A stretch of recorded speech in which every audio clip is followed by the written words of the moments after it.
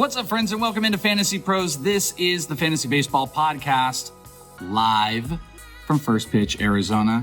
Eric Cross, can I get a clap? Live studio audience here. Thank you very much. Thank you very much. Completely new experience, because if you ever watch the Fantasy Pros videos that are out there, you see it's like, you know, the cool overlays, and I'm over here, and Orrico's in another country or something like that. But this time I can touch and feel very appropriately, though. Joe Orrico here. We're live in person. We've got some great people here. We've got some great guests scheduled to come on with us. We're not going to say the guests because things get crazy here, and let's just pray that they find their way into our panel here, into our live podcast recording. I'm Chris Welsh. Thank you guys so much for hanging out, and I'm joined by the very, very pocket full Joe Orrico, who, if everybody doesn't know, took down an NFBC playoff contest. We don't need to say the exact number, but he might be like $20,000+ richer. So I'm just going to put your business out there. That's okay. Everybody knows. Thank you, my friend. It's great to be here. This is my 4th year coming out here, and every year it's a slightly better experience. It feels like I'm doing more every year. It's my 2nd podcast of the day. We had a great time golfing, great time catching up with everybody.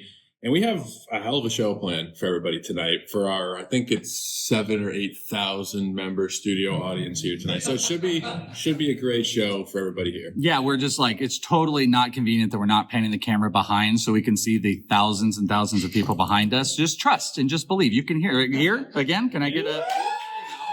You can hear them. So what we're doing on the show today is we are tackling targets. And we're more importantly tackling industry targets. And what a better place to do it than how about the biggest baseball industry conference here at First Pitch, Arizona, brought to you by Baseball HQ, where we have got wonderful and awesome industry people here that are going to walk us through who some of their favorite targets in drafts are. Has anybody done any drafts or is prepping for any drafts this weekend in here? Just curious. Can I get fake Paul Sporer to come up here, please? Come right over here real quick. If you guys don't know what we're talking about, yeah, you actually, you know what? Sit right there. That's perfect. You can sit there. So this is not Paul Sporer. If you are watching, Paul Sporer's over there, actually. It's a very scary situation. Yeah, if we can get a camera cue over to the real Paul Sporer. It's a Spider-Man meme, and then we come back here. I asked the question, what is your real name? My name's Andy. That's Paul. Fake Paul Sporer is a little bit better, but Andy, we'll do that. You've done a draft. FSP. You've done a draft. I'm prepping for the best ball draft tomorrow. Perfect. And I've been doing rankings. I've been pouring over the ADP data. So yeah. This is wonderful. I'm in the mindset. Okay, sure. this is what I want to know then. Yeah. This is what I want to know then, real quick. What is the step? What is the thing for you that identifies someone as being a target? It could be a simplistic process or it could be a deeper process. For me, what I look for is basically I look for guys. I look at the ADP and I try to find guys that I think are mispriced right now, and the prices change a lot. But I just look for guys that some guys just stick out to you, like Brian Wu is one of them. I think he's not only he has one of the best fastballs in baseball, but he was on the rise all season last year. And if you look at the way he finished the season, with his K- walk rate around 30%, I just think he's like a bona fide ace. And he's where he's being drafted at right now. He's like in the 4th round. It reminds me of Garrett Crochet of last season. So like that's a guy right now that I think, you can go 3 hitters and then take Brian Wu as your ace, and you might be ahead of the game at this point in the draft season. So like I look for guys like that. That's just an example. That's perfect. Andy, I didn't actually think you were real fake Paul Sporer, but you talk as much as Paul. That was amazing. You did a great breakdown. I thought we were going to get a quick answer. I'm also targeting Gavin Williams, and look out for Reed. Look out for Reed. Now he really is. He's still going. He's still going. Reed Detmers if he's back in the game. Okay. Hey, you know what? Now I'm just actually. Thank you, Andy. Thank you, fake Paul Sporer. Thank you, Andy. Real Paul Sporer, please stand up. Yeah. And I'll tell you, Gavin Williams might come up a little bit later.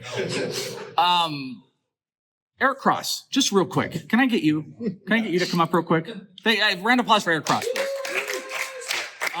Eric was not scheduled to come on the show. We just got, in the term industry can always be kind of thrown around, but I wanted to get someone that was hanging in here, an industry guy in the drafts. Can you just give me a quick summation? Like, even if it's one thing, what is the identifier for a target for you? How do you target a player? If I was asking you on here, you're targeting a player, what's the thing that jumps out to you that is going to make that person become, it could become ADP, it could be last year's production, the missed price. Like what is an identifier for you for an industry target for yourself? Yeah, I think it all comes down to, I'm always trying to find, a positive return on investment, whether that be, obviously it's harder to do it in the early rounds because you take guys so high, but when you get into the 100s, 200s, that's where you can really find, like, all right, what guys can I get at, like, pick 250 that might be able to even be like a top 150 guy? It doesn't have to be like a massive, top 50 guy, not like a massive breakout, but just guys that can give me positive return on investment. Like one, just to throw a name out there, us being prospect guys, I love Dylan Beavers at his early ADP, which is right around pick 300. Guy that can hit for average, get on base, hit some home runs, steal some bags, and should play close every day with Baltimore. So him going around pick 300 could be a top 150 guy this year. So that's kind of like what I look at and go, can this guy, not every pick will be a positive ROI. But sometimes you're just like, all right, I need to fill a position. This guy will get me, give me what I need. But I like to get a lot of those guys in my draft where I'm like, all right, this guy could really outproduce to give me a positive return. That's perfect. That's perfect. Eric Cross, everybody. Thank you so much, man.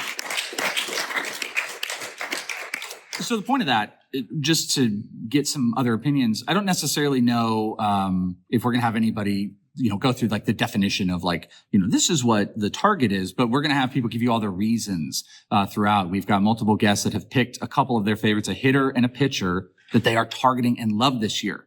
And then they are going to break through all the stuff and maybe, as Joe Orrico's maybe going to do here in just a second, is going to answer some of those questions on maybe helping you figure out what those identifiers are, whether it's someone like Joe Orrico, who's a big NFBC champion in the playoffs, if you didn't hear, their winning nature, picking a player that's as simplistic enough for you, or if it's going to be a bigger breakdown, or we're going to tell you one stat. Sometimes I do it all the time. I fall in love with like one thing about a player and I'm like, oh, that's the guy. Let's build on all the rest. So we are going to have a couple great people coming up here in just a minute.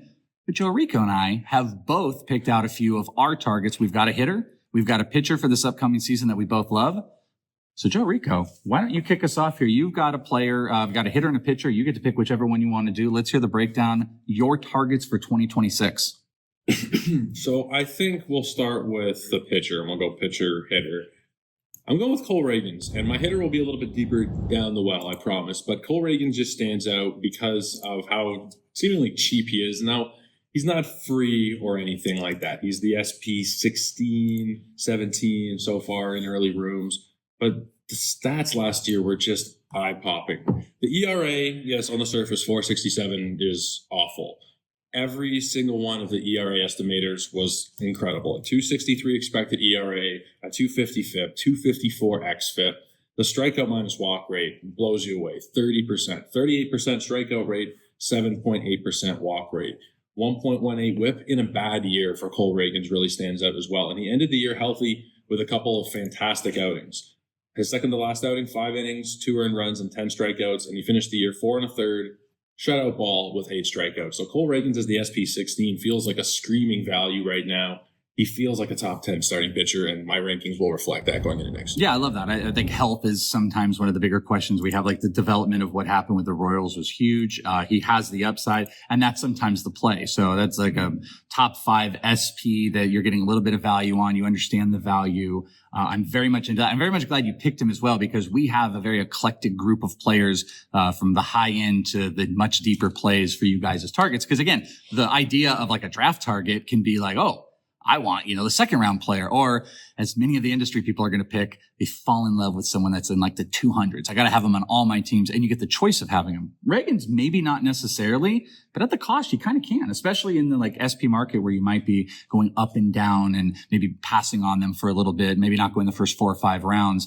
Ragans could be one of those sneaky guys that kind of leads your rotation. All right, hitter. The funny thing about the hitter is Joe Orrico strike one, strike two. We hit on it because great minds think alike. He unfortunately picked my guy, and then he picked one of our guest guys. So this is the third take on great players and great minds. So who is your hitter you're targeting this year? Yeah, you put me through my paces with this one, but I ended up going with Alec Burleson, who actually won a Silver Slugger the other day. It's kind of funny to go through the National League Silver Sluggers. No shade at Alec Burleson. I love him. I picked him, but it's funny to look at all the lists of these juggernauts, and then you see a guy who you're not really expecting with the utility Silver Slugger award. He improved across the board last season, and you wouldn't really think that because he went from 21 homers down to 18, 78 ribbies down to 69. But Nice. the strikeout rate was 12% to 14%. The swinging strike rate actually went down, though, from 9.4 to 8% even. Barrel rate went up from 6.5 to 9.4%. Hard hit rate slightly trended up. He was chasing less. He was making more contact in the zone. I liked everything about Alec Burleson. He's multi-eligible, first base and in the outfield, and he is really inexpensive so far, going after pick 200 in just about every draft, I believe, to this point. If you're looking at first baseman, he's the 19th off the board, and based on outfielders, he's the 52nd off the board. So really inexpensive, dual-eligible player who showed improvement across the board last season. Glue guy. Love glue guys. Like you can take some shots on, some big categories if you want. Maybe you can take some shots on whatever, batting average. You're getting a strikeout guy, and then you get these glue guys that just build your teams. I absolutely, I love that one. I've got two. I'm definitely curious. I know you love my hitter. I'll be curious at the pitcher. And the pitcher actually came up in another one of the live shows, our dear friends over at CBS Fantasy Baseball today. We might talk with one of those guys. This player came up and my ears perked because my pitching target for the year, probably not a shock to everybody. I love prospects. I don't pick a ton of prospects. This guy is still holding on to eligibility just a little bit. It's Nolan McLean. I love Nolan McLean this year. And the ADP is getting into like a little bit of a space. Chris Towers was kind of talking about, we talked about the Savage versus McLean ADPs changing, but the ADP aside, I love the stuff. So here's some stuff I've got for you. Obviously this year, 48 innings, 8 starts, rolled out a 2.06 ERA. Ridiculous. 1.04 whip, 57 strikeouts, 30% K percentage with an 8% walk rate. But also throw this out to people. I don't know if everybody knows. Nolan McLean was a two-way player. This is a guy that has not been pitching at the same rate a lot of these other guys are. This is a prospect eligible guy that came into this Mets team, dominated, didn't have a point where he didn't dominate, and he's still learning how to pitch. He's an absolutely ridiculous dude. Sinker sits at 95. He's got a great sweeper, curve, change cutter. From August 1st on, McLean had the 6th best stuff plus of all pitchers in baseball. The CBS guys talked about Cam Schlittler from the second half. Nolan McLean was right in there. He had a 6-pitch repertoire. This was stupid as well. Every one of his pitches, all 6 pitches had a 100 or higher stuff plus. I mean, you don't see that often, as well as 3 of those pitches going 113 or higher on stuff plus. So those are just dominant pitches. The crown jewel, though, is the curve, which registered a 151 stuff plus, the best of any pitcher if he qualified. So that is a dominant strikeout pitch. That pitch alone had a .74 batting average against, a 50% whiff rate. And this is another thing I really liked. It's a higher K percentage than the whiff rate, 67%.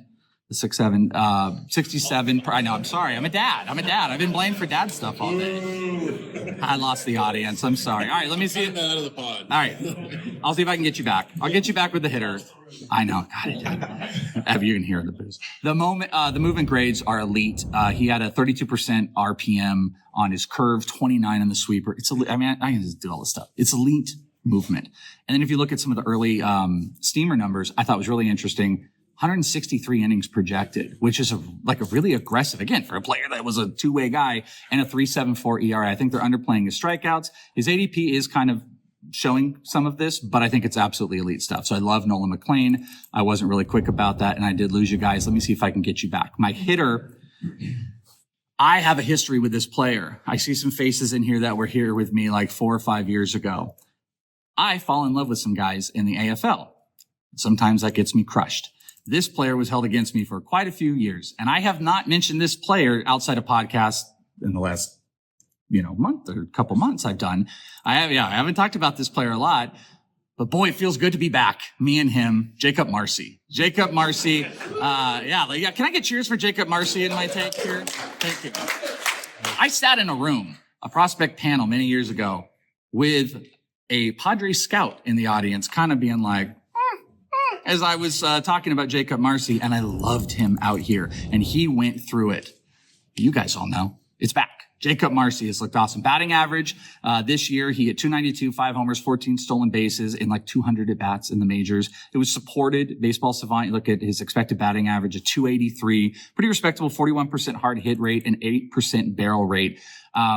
It looked like he could have gone in the direction of like a Luis Rise, Jacob Wilson type, but the hard hit and barrel rates, they give like pretty good promise for some potential like hitting hard hit profile that we could see more power than those other guys. He had an 11-degree launch angle and if qualified would have had one of the bigger launch angle sweet spot. The sweet spot's like a weird thing Baseball Savant does. The thing I always kind of note to it, it's like a Mookie Betts stat. Like Mookie does a really good job in LA, which is really friendly to right-handed hitters, gets the ball in the air, floats out and gets homers. And that's something that like Jakob Marsee is starting to show. Overall, he was relatively average against fastballs if you look at like his overall profile, but he was well above average against like breaking and off speed stuff. He was hitting over 300 on off speed and breaking pitches. And maybe more interesting, looking at every single pitch type, he hit 273 or higher against every single pitch type except forcing fastballs. That was it. And that's like the most movement throughout the year, in seasons of what you can end up doing. 87% zone contact rate, hit both righties and lefties well. I guess I could keep kind of going on, but he looks like a really, really big time hitter, and Steamer Projections has him third in stolen bases this year. He is not far off from being a 1540 guy, and his ADP is outside the top 100. So I love me some Jakob Marsee. You also love some Jakob Marsee. Anything you want to add on my love of the player that I did steal from you first? I have been in love with Jakob Marsee, not quite as long as you, because you follow these players a lot longer than I do throughout the minor leagues, but Marsee's plate discipline data was ridiculous this year in his first cup of coffee. 19% O-swing and 90% zone contact. He doesn't chase. He makes a ton of contact in the zone. The swinging strike rate is only 7%. There's a lot to love here. No arguments on Marsee. The only thing I'll push back on with McLean, and we talked about him a little bit earlier on Sleeper and the Bust, and the one thing that kind of stands out is that he's already so expensive. Yeah. He's already at 118 to 125 range in drafts, and we were a little bit worried that where is he going to go from there? If he goes up to 60, 70, that's a big problem. And even where he is right now, he's already like an SP3, so you got to have a lot of confidence in him, and you do have a lot of confidence. I do, but not to the same degree where I would want him at this price. I think if you're playing in Yahoo, ESPN, some more home league style, more casual formats, he'll be a lot more of an appealing pick. People will still be interested, but I don't think he'll be a top 100 pick on Yahoo the way he is on the NFBC. So if you're a more casual league player, Nolan McLean's a big target. If you're playing in high stakes leagues, a couple of hot spring training starts, he's a top 50 pick probably. Going from the live show to live in stadium to tell you about our presenting sponsor, Hard Rock Bet. All of our episodes are brought to you by Hard Rock Bet, where you can bet $5. And if you win, you can win $150 in bonus bets. That's right. And they're available in a ton of places, just like here in Arizona. So go and download the app today. Make a bet for $5 or more, win it, and win $150 in bonus bets. What's better than that? I'm going to get back to the game. You get back to the show. Let me ask you a question. Nolan McLean or Trey Savage? No reason I'm asking that, Blue Jays fan. Not asking for any particular reason, but Trey Savage or Nolan McLean? Savage is 45 picks cheaper. I'd probably take Savage given the price difference. Okay. Homer. Guilty. He's a good price. Guilty, I'm not going to lie about that. Frank Stampfl, that is guilty as charged. McLean or who? Or Chase Burns. Nolan McLean. Chase Burns stuff is looks phenomenal, but I think you can consider ballpark. Worst ballpark, good ballpark, offensive support. Nolan McLean could kind of fall. There's an absolute chance he could fall apart, but the thing he did differently than some of these other guys, maybe specifically like Bubba Chandler, he didn't have a rough patch. So maybe that worries you. Maybe he didn't, what's the rough patch going to look like? But stuff is ridiculous. The stuff is ridiculous. So those are our guys. Those are targets, 2 pitchers, 2 hitters that we both love, but we're not here to just talk to you guys. We have got a set of guests that we're very excited about, and let's bring them up. We've got a hitter and a pitcher, and we're going to start with the one, the only, Frankie Stamps. Let's do it, Frankie.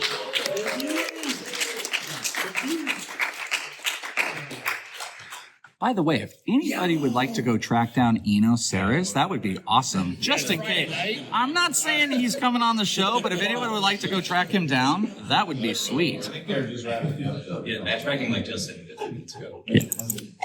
Eno, though. Eno, man of the people.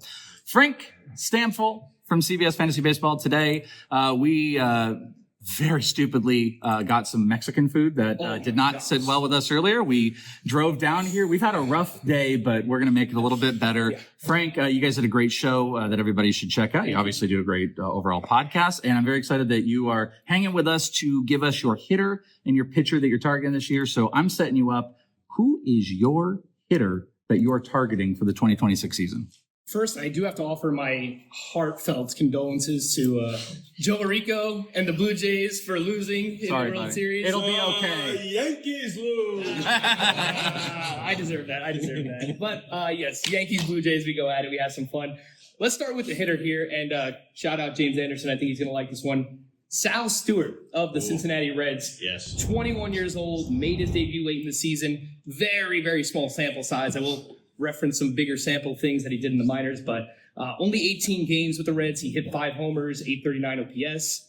The StatCast stuff was insane. 95.4 average exit velocity, 112.6 max exit velocity, 17.5% barrel rate. Pulled the ball in the air like crazy, a 30% there. He understands what he needs to do to get to power. Hits in an amazing ballpark to get to that power. Playing in Cincinnati, Great American Ballpark, obviously.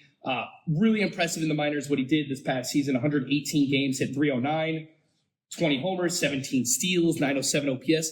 Don't know how much I buy the speed completely, but really what you want here is the high batting average, the potential for like a 4-category contributor. Maybe he chips in like 10 to 12 steals, 10 to 15 steals, something like that. And I love that he makes so much contact too. It was just a 15.6% strikeout rate in the minors this past season. I love that the Reds nucleus is also a bunch of other young hitters too. So these guys are growing together. I mean, they're really a young team all around. Their pitchers are pretty young as well. But we've got Elly De La Cruz, we got Nolan Marte, we got Sal Stewart. These guys are all kind of growing and figuring things out together. I guess the one flaw in his game is that he is very aggressive at the plate, and he does chase and he does swing quite a bit, so he might not walk all that much. But just in terms of making contact, hitting for batting average, hitting the ball extremely hard, and where does he play defensively? That is another question for him, but I think he's just going to hit so well that they'll find somewhere to put him. Is it DH? Is it first base? Yeah. The bat will play so well that they will find a way to get him. That's what I was going to ask you is, and it's not fair to do this, but is there any Christian Encarnacion Strand fear of like us anointing someone with a position? Why would you do that? I'm sorry, but we're trying to have fun. We're having a great time. We're having a great time, Frank. But getting down to brass tacks, like they have a lot of guys. You did say you're like, hey, they got a bunch of young nucleus. That Cam Collier is out here working at first base. They had Strand. They got Steer. They've got a lot of guys. You feel confident enough. The NFBC ADP early on is like just outside 230, so it's like pretty palatable. But like, just as a quick follow up, you feel confident he's going to be able to hold down the spot? Look, it's always a possibility with any prospect. I mean, you know more than anybody that someone could come up and fail, and someone Christian Encarnacion Strand that I also liked quite a bit. So, and another similarly aggressive hitter in Sal Stewart. It's always a possibility, but I just think that he is going to hit so well that he's going to put himself in position to have a spot. I don't really buy Spencer Steer, although he's squeezed as much out of that bat as he possibly could. Ayo, that was kind of weird, but I think between first base and DH, they'll find a way to get his bat line. There's like a crypto conference here, so Sal Stewart coin is going off right now. They're very excited about it. We're like screaming. You guys probably can't hear that. So, all right, there's the hitter. On to you, Joey Orrico. Yeah, so Frank, we are going to hear about a pitcher, Ian Seymour, and there was actually kind of like not a controversy today, but Bob Seymour was DFA'd by the Rays, and some people thought it was Ian Seymour, so there was kind of like this controversy back and forth. I don't think it was actually Ian Seymour, because that would be ridiculous after what we saw from him last year, but walk us through why you're interested in Ian Seymour, buddy. Yeah, so he finally made his debut with the Rays this past season, and he looked really good. It was 19 games. He got 5 starts in at the end of the season. 3.63 ERA, 118 WHIP, just over 10K per 9. Walks a little high, 3 walks per 9 this past season, but 12% swinging strike rate. He doesn't throw hard, but he's got this funky delivery. He's got an awesome fastball changeup combination. I think his cutter does a good job of inducing soft contact. He doesn't use his sweeper much, but when he did, 35% whiff rate. So perhaps we could see that pitch a little bit more from Ian Seymour. Put up big numbers in his minor league career. I mean, just across his entire minor league career. It's a 2.53 ERA, 102 whip, 422 strikeouts, over 345 in the third innings. And I'm looking to buy back in on all Rays pitchers this season because they're headed back into Tropicana Field, and Steinbrenner Field that they played in this past season, the strikeout park factor for that was middle of the pack. It was 14th. Tropicana Field, the strikeout park factor from 2022 through 24, the fourth best among ballparks during that span. And we know that Tropicana has a way of helping stuff play up and just getting more strikeouts there. It's a little bit tougher to see the ball in Tropicana. So I'm looking to buy back in on any discount we get on all Rays pitchers. I think Ian Seymour is probably going to be the cheapest, right? I think he's going outside the top 300 in ADP right now. So just a true deep sleeper, like late round flyer type. I don't even think you have to draft him as one of your starters. Even in a 15-team league, he's probably like one of your bench pitchers. And I love taking a shot on his upside at that point. You want Rays pitchers? That's a really good call. Yeah, I like it a lot. He's 100 picks cheaper than McClanahan, and as of today, I mean, give me Seymour. I still don't trust McClanahan. I mean, maybe you could trust him, but I trusted him last year. I mean, last year was such a disaster. It was such a disaster, you know. You can't fool me, you can't get fooled again. Yeah, fool me once, though. Fool me once. You can't get fooled again. That's fine, but I'd still like me some Shea McClanahan. I also like some Frank Stampfl. Yes. Frankie Stamps. We're buying Frankie Stamps coin to the moon. Thank you, brother. We appreciate it. Thank you, guys. Thank you, guys. All right, from one legend to another. He's one of my dear friends. I love him deeply. He is Eno Sarris from The Athletic. We can talk about somebody else. Rates and Barrels, all the podcasts. Eno Sarris. Eno is here. Hello, everybody. How's it going? Eno, you're coming. And by the way, if we could have, I would have just taken his bat speed talk he was doing and bat metrics and just made that part of our show, but we can't steal. Well, I can. Okay, can we steal? Yes, on the Please. hitting thing. Okay, well then let's start to steal then, my friend. It's great to see you. You're always the talk of the town here. Everybody's always looking for you. It's always a great time to spend time. Is the life of the party. Weekend, man, I love this weekend. It's so much fun. These are my people. Well, and you're one of ours, and we love talking with you. And you've got two really, really fascinating names on this list. When I started to curate these from everybody, it was so interesting to see the eclectic different versions of players. Because sometimes I'm like, please don't everybody pick like Ellie De La Cruz and Bobby Witt, and everybody just went so far from it. I would never expect that from you. But transitioning right into what you talked about, this is definitely going to speak to this player. I was about to give it away, but I don't want to give it away. Your hitter that you're targeting this year is going to open some eyes, because the only thing I'm going to say, this is probably the player with the worst production from last year that we're going to talk about on this list, but you're going to sell it to us. So, who do you got? Well, I think a lot of the work that we do is in comping. We are looking to understand things through the lens of, a guy like he has a slider like this guy, or he has a fastball like this guy. So if I could tell you that I have a guy that has the exact same swing, the exact same bat speed, the exact same plate approach as Junior Caminero. I knew that's what you were going to say. Would you like a Junior Caminero? Would you like another Junior Caminero that's from the left side? And we do have one listener that yelled at me this year. The Fantasy Pros listeners, a guy came on a live stream and he went in the chat and he stopped the chat and he said, "You know what?" He's like, "I got a problem. Welsh forced me to draft Junior Caminero this year." And I was like, "What are you talking about?" 43 homers later, I feel pretty good, buddy. Yeah, we worked out. So the guy I'm describing is Jac Caglianone, and I think that it wasn't a great debut, and I'm not saying that he doesn't have anything to work on. I think particularly it's refining the plate discipline. When you have like so much to give, and you're just like a little puppy, and you just want to show everybody what you can do, and you've got this amazing bat speed, and you've got really good handed ball, like you think you can hit anything. And I think he did. He hit mostly everything. Can I add something real quick? I don't want to interrupt He you. needs to swing, not swing at some of those things. So I want you to keep going. But last year in the AFL, he was here. People probably know some of the story.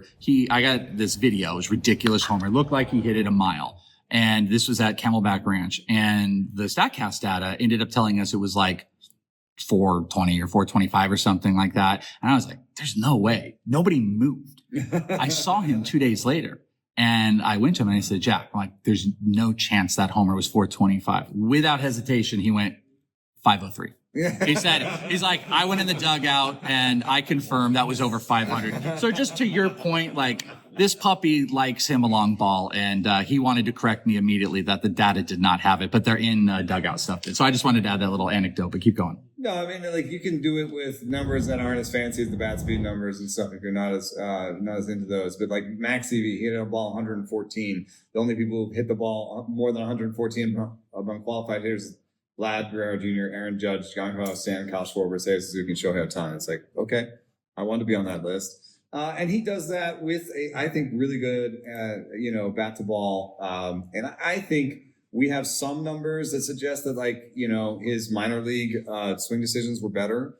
And then if you just look at Caminero himself, Caminero's debut was not amazing, and he kind of did the same thing where he swung at everything, and he didn't show the same power. And if you look at Caminero's zone decisions and chase decisions, they improved slightly. I don't think these are things like you can't change Javier Baez's, chase rate, completely over his, but you can with young players sort of dial it in. And so I'm just asking, swing at, 2 or 3 fewer balls outside the zone a game, and it's just going to really unlock. And for what it's worth, like, he hit 7 homers. Like, it wasn't that bad of a debut. So also, it doesn't feel like it, but 22% K percentage. Like that, he feels like, I think, he feels like Spencer Jones to people if you follow the prospects. Like Spencer Jones, like loud homers, and he hit 270, but he struck out like there's not 47%. Really a fatal flaw here like Spencer Jones. Yeah, that's what I'm saying. It's like, it is low. So it's really interesting. And, comparative to the player we just talked about with Sal Stewart, 231 ADP. So they're right next to each other. So you can play on the underlying stats that really jump. And I thought that was one of the most fascinating names on this list as an industry target for someone, someone like you that is targeting into drafts this year. But the hitters may be even outdone by the pitcher. Joe? Yeah, I have a theory that Welsh chose me to select the pitchers so that he didn't have to try and pronounce this name that Eno is about to give us here. And it may be the first time you guys are hearing this name, so I'm going to let Eno break him down for you. Why don't you give it a shot? All right, I'll Yeah, give it a let's try. hear it. All Let's hear it. Tatsuya Imai. I think that's it. Yeah? Okay. There you go. Regular Tim McCloud. I have a real hard time with Shota's last name for some reason. I get the whole emphasis on the wrong syllable all the time. So Yep, that sounds right. that sounds like something you might do. That sounds right. That sounds like something. But Imai, a little bit easier last name to handle. Again, the comp for me is, Joe Ryan with 95. Oh, and he touched 100. So sitting 95, touching 100, he could actually come here and sit 96, sit 97. He has a 20-degree arm angle, which would be in the bottom 10% of the league right away.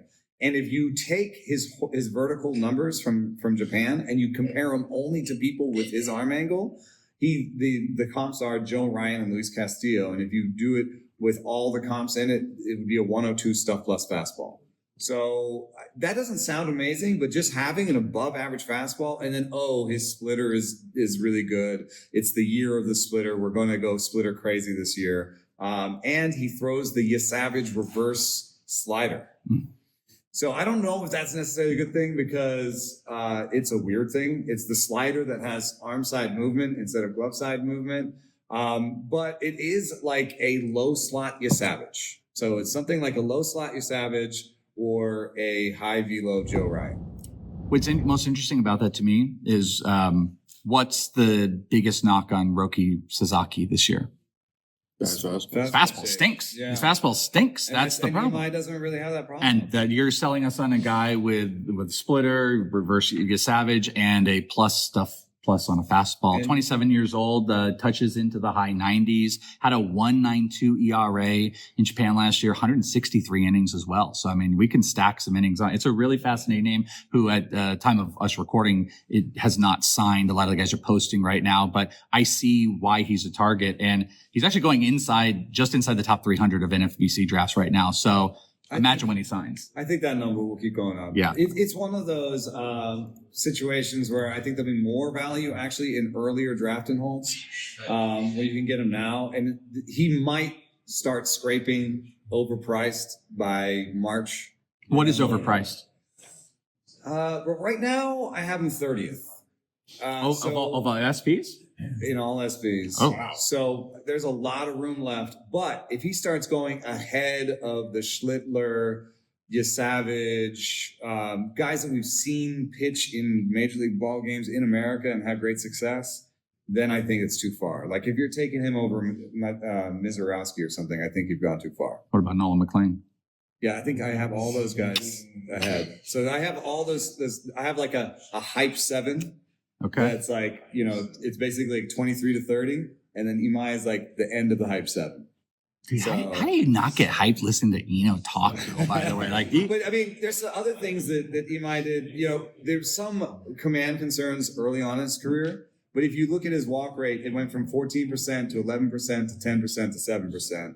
I'm going to buy that as growth and legitimate growth. I guess if there's risk, that one is the risk is some walk rate regression. And then just the risk of the guy who's never played in Major League Baseball. So, hey, man. but we've seen so many guys come over from Japan And and go and port right over that I'm pretty excited. Maybe my rank will go down when I keep looking at it and playing around with the names, but that's where he's right now. I would just throw in like, when you're tooling your teams together, what did we talk about before? Glue guys. Glue guys are great. Guess what? Glue guys allow you to do stuff like this. They allow you to take some chances on Caglianone or Imai. Like I'd like that. That's the way I want to construct stuff. I want to have some big shots, and I want to have some guys that kind of protect me from when I get crazy. When I get crazy with stuff. It's the YOLO yo-yo.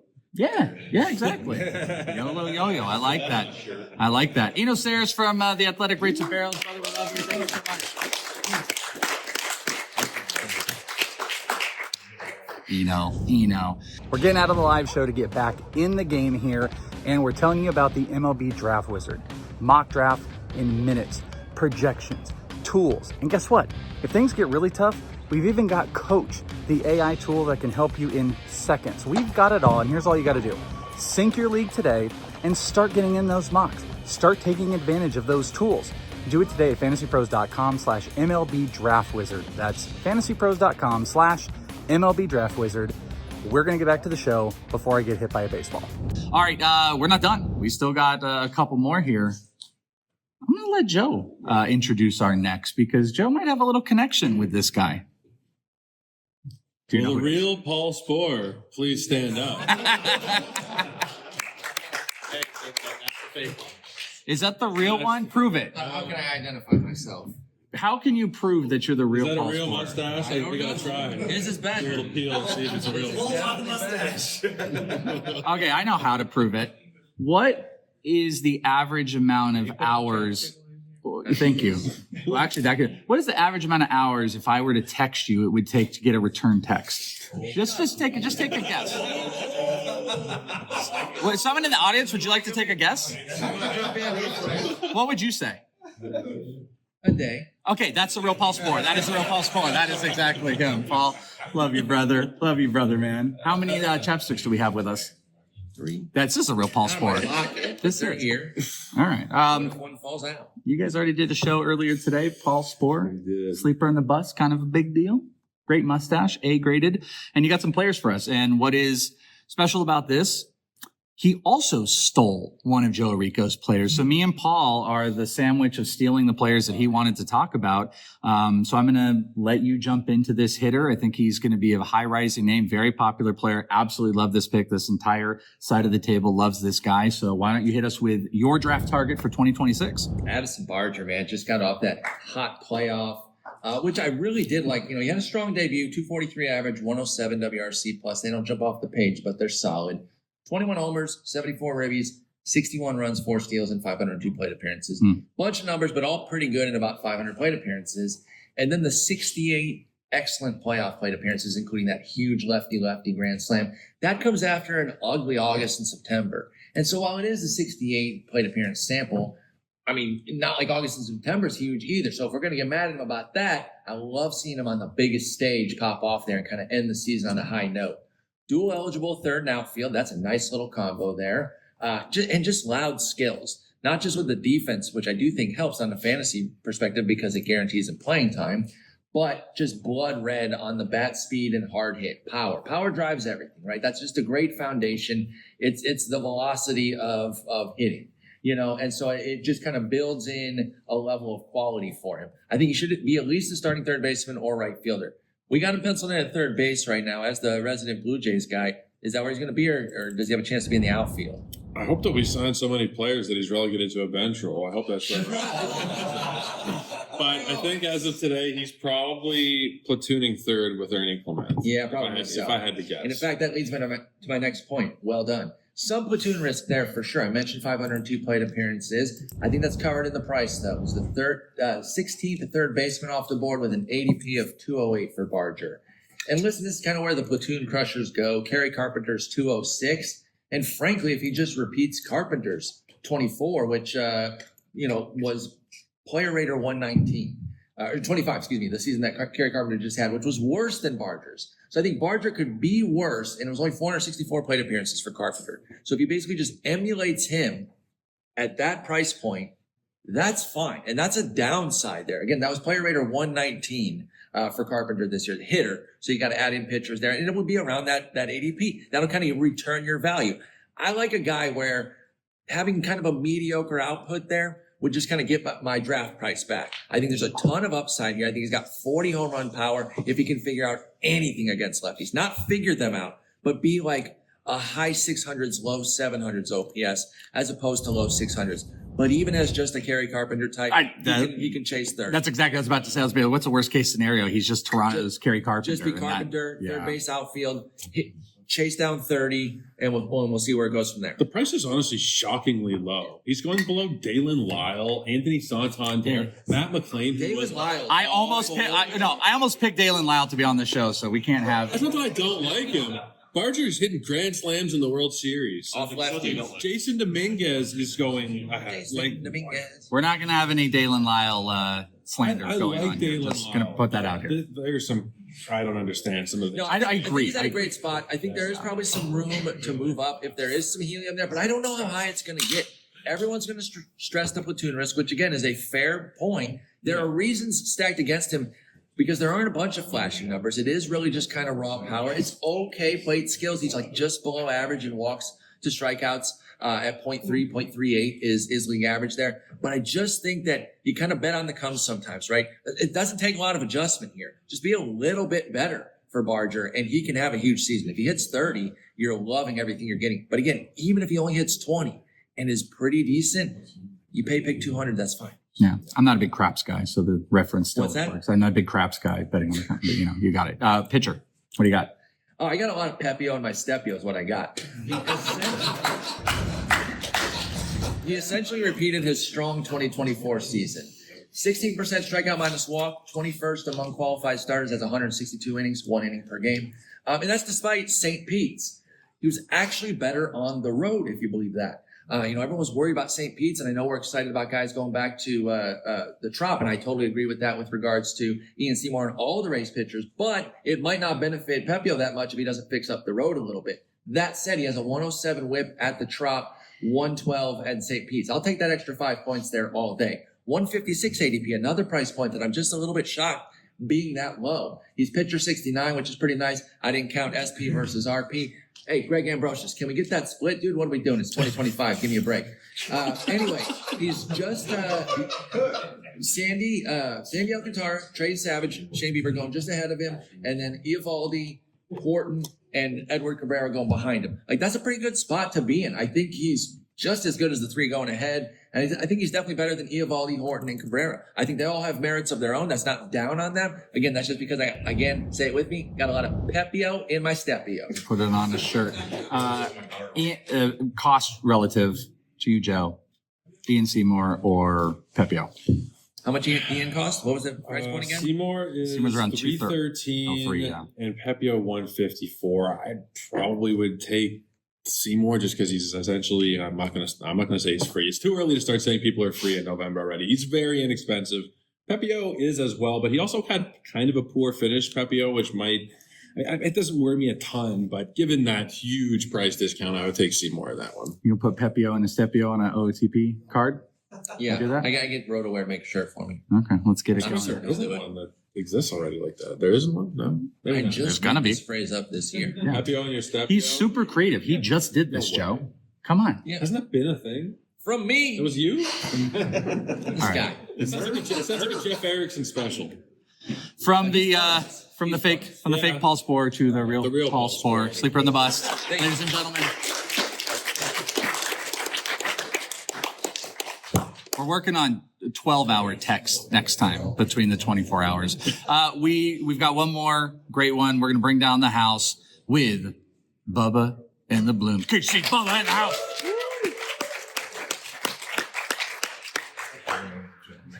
Oh my God. Did his music just hit? You're the Glass Shadow Boys. KC Bubba in the big golf tournament. The big pie. He's kind of a superstar around here. How'd the golf go? Did you win? No. My co-host did.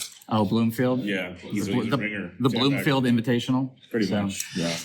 All right, Bubba. This is funny because this is a full it's a great way to end it because this is a full Fantasy Pros run because August, September leading off. yeah, I should be out of it because that's how it worked this year. These two, A piece of Pia in the house. the September hosting. We do have a piece of Pia relative here with September hosting on Fantasy Pros, Bubba and the Orrico, as they call it. Bubba, you're going to give us two names. You were going off script too on this one, so this should be interesting. No, I did not expect we were going to have two Marlins on the must draft targets out of the industry this year. But shout out to Chris Towers. You are going to go down that road, and you're going to go with the Marlins going inside the top 100. So break us out with your hitter that you're targeting. I was kind of mad it was the top 100. I like to be a little outside the box here, but for those that know, catchers matter. So we're talking Goose up in here. Augustine Ramirez. Everyone used to love JT Realmuto, because what's he do? He steals bases. He hits for average. This guy doesn't, but he hits for power. The Goose is good. He's legit a 2020 upside catcher. Like, we haven't seen that in a long time. In 136 games, he had 21 homers and stole 16 bags. He had 231. Yes, not desirable. But he did that while striking out less than 20% of the time. Like, that's really impressive for a young ball player in his first stint in the bigs. 23 years old, not striking out, still crushing baseballs, which is what you want to see.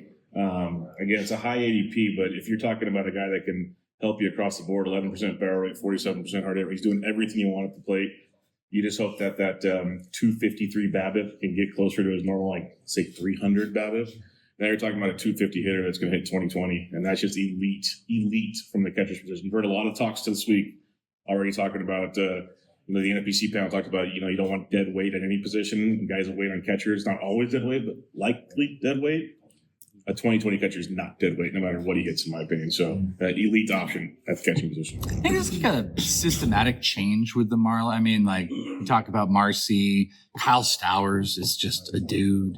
Ramirez, like, I feel like they got put in weird spots. Maybe we'd be like hyper focused on what they've done with their pitching, but the hitting is taking a turn too. Just from like not an organization that we like sit and talk about. And we're like, man, they do awesome stuff. Like, we don't do that with hitting, but there seems to be something. And I don't know, is there anything with that where you look and you're just like, man, there are multiple players that we want to target and are breaking? I mean, he's kind of a unicorn, I suppose, in himself, but there's something about what the team is doing and developing. They're doing great stuff. Like, you've mentioned Marsee, who's awesome. I've heard some people say, hey, he's the next PCA, good or bad. But that could be pretty. I'll take 30-30 at least in the That's first what I'm half, saying. even Like, if it falls you get some apart. good love there. Yeah. Stowers is awesome. They traded. I think Norby's actually pretty good. Just Yeah. didn't stay healthy. Like, they got pieces. Like, I've had luxury on Chris Towers preview the Marlins with me last year. When I left that show, there was a lot more optimism I had with that team, because if they weren't up yet, they're close. Like, especially the pitching. Like, some guys that he named that we didn't even see them all at least a full go this year. I don't know. We're talking about how much you two look like. Yeah, don't be jealous, Sporer. Don't be jealous. But the Marlins, we always want to say they're onto something, and this is where Chris might want to turn his, pull your ears. They always find a way to sell it. or like they win one and then sell it, so you get to win the one at least. But they are building something, that is for sure. There's a lot of young talent that's close that looks like they could be productive. Okay, one more follow-up on that. Is there any hesitation to taking a catcher in the top 100? I'm pretty against it. I mean, Cal Raleigh, he's the guy here. He's well, I know. I mean, you write the catchers in the fantasy black book. Shout out Pepiot. Yeah. I get that, but like, there's no hesitation to There top is. 100 catchers. There is. I get the hesitation. It comes down to, are you comfortable building something else later on? Like they say the opportunity cost, I guess, for what you take an early catcher for. Like Cal Raleigh's amazing. I'm not taking Cal Raleigh at all this year at that price. Don't have a chance. Yeah. How many other catchers? King William, I debate because I think you're getting a discount on a guy that is an average power Who? source. William Contreras. Oh, yeah. Respect his name. Sorry. And then I Deuce. hit a button with the catcher thing. I apologize. Yeah. I forgot your love of catchers. I had a sore spot. That is my How bad. much longer do we have here? That is fine. Thanks, everybody. That was the show. So I think there are some viable options. It just comes down to what's your comfort. Like Ben Rice is going to play every day. You don't get that out of a catcher, so that changes things. has Ben Rice going in the top 100? He's going at 77 right now. Yeah, I'll take Ben Rice. that's what I'm saying. Yeah. That's like so. There's viability to a catcher in the first. Yeah, and moving around and stuff in the stolen bases. I poke a little bit at the build Oh, no, of not you, catchers not and you stuff. and me. Yeah, just not a big catcher guy. But all right, it's a good pick. Augustin Ramirez, I buy it. Oh wow. All right, we're going to bring it home with a pitcher, and he's somebody who was very popular at the beginning of last season in the spring. Wasn't Clay Holmes, not Ryan Weathers. Who we got, Bubba? Yeah, this is one where I keep telling myself I shouldn't do it, but I'm very interested in Gavin Williams. It's a combination of things. Like you look at his ADP, and you're looking at a guy going at the wonderful 147 right now, so he's not costing you a fortune. Look at a pitcher finally made the 31 starts. You said people liked him coming into last year. They liked him coming into the season before, and he couldn't get healthy. Like that was a pain. So we got the 31 starts, which is big. We got the 168 innings, which is huge. Now you'll point to the 306 ERA is great. The Sierra 4.38. You could hope for more. It's the whip with Gavin Williams that people will point to, and it was a 1.27. And yes, it was very tilting for a guy that roster Gavin Williams. It's very tough, but and this is something we have to try to. Is the takeaways from the offseason to try to find anything valuable out there. You don't take every split for granted, but you look. Gavin Williams improved as the season went along. Is where I'm going with this. Second half, he had a 2.18 ERA compared to 3.70 in the first half. When you go deeper into Gavin Williams' arsenal, we talked about that whip problem. Dude had a whopping 1.43 whip in the first half, 1.05 in the second half. It's called improvements, folks. That is very impressive. He had an 18.4% K to walk compared to 9% in the first half. Again, it's small samples. I get it, but dude's 26. He's going to be 27. He finally had his first healthy season. The quote unquote prospect pedigree has always been there with Gavin Williams. I'm optimistic. Like I love Tanner Bybee. That's kind of been frustrating. I hope Gavin Williams doesn't go that direction, but I do like the appeal of Gavin Williams. And at that price, I'm willing to take a chance as my SP2, SP3 that maybe takes that bump to the next level. As my resident NFBC big winner, you're now our target here. Is Gavin Williams a target for you? I like Gavin Williams. I'm not over the moon with him, but I'm more convinced based on seeing what he did in the second half. He improved across the board. The velocity is in the good range. I think is Dr. Dave here? Is he out saving lives? 96.6 is pretty solid. The stuff has improved over the last 3 years. Overall, I like him in the second half over the last 14, 15 starts of the year. It's hard not to be impressed with him. And that early price is not prohibitive at all. 150, 160-ish, you said? Something like that. I can be convinced pretty easily. What are we pointing at? That's his ADP. Yeah, 147. I can be convinced. The same ADP as Trevor Rogers. When you got Pepiot was close by, like, it's a discussion to be had. If I draft a catcher right outside the top 100, can we still be friends? Of course. I will always be. We're brother from another mother, dude. That's right. That's We right. go way back. We do go way back. Yeah, we're good. Casey Bubba in the bloom.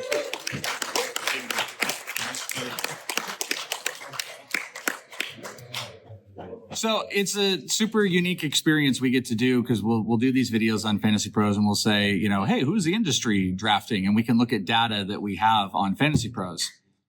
we have them here. It's a super cool thing to be able to do. It's a definitely different, probably viewing experience for anybody watching on YouTube. But having everybody here, getting the experience, getting the reactions is kind of the fun thing. And these are going to continue to evolve.